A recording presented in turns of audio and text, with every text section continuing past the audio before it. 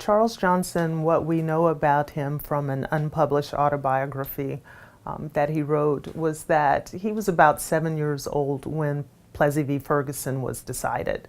And in his unpublished autobiography, he says that he remembered his parents talking about this strange character that was coming to town, and that if the character came, their lives would be dramatically different. And so in that spiritual autobiography, Charles Johnson talks about life prior to this character, which we now know is Jim Crow coming. And he would talk about going on these shopping sprees or expeditions with his mother, not sprees, but he would go shopping with his mother.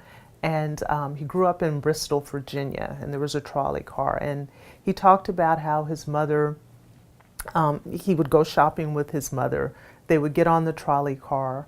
The trolley car driver, who was a white male, would help all of the women onto the cars with their packages, and you could sit anywhere. And he said that after his shopping expeditions with his mother, a lot of times she would reward him with getting ice cream. And so he talked about going into the soda shop and getting ice cream and sitting at the counter and talking to the young man who, worked behind the counter, and how his mother and father knew the owner, and the owner would come out and talk to his mother. And then once this strange character came to town, he remembered hearing his parents talk about how life would change. And so, for a child, you can hear that, but the reality of it is something that is really different. And I guess that would be the same for most of us.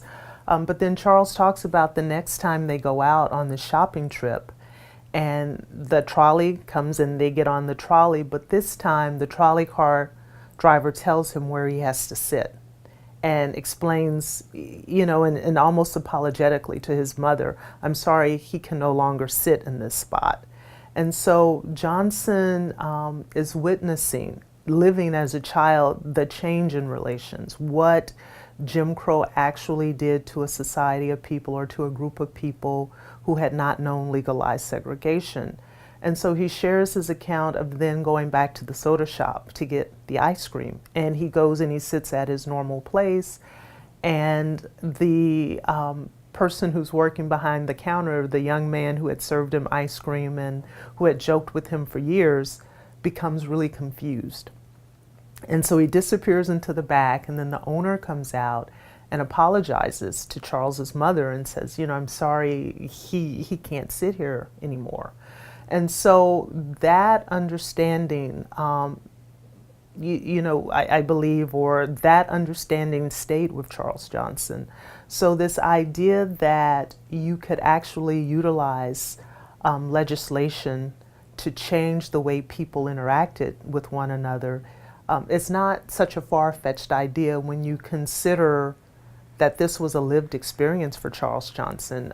In his mind, and for a generation of people like them, they remembered life before segregation was codified. And so when we consider that, his ideas of closing the social distance, they're not so far-fetched because, again, in that autobiography, he talks about his family having, the person who did the laundry for his family was a white female.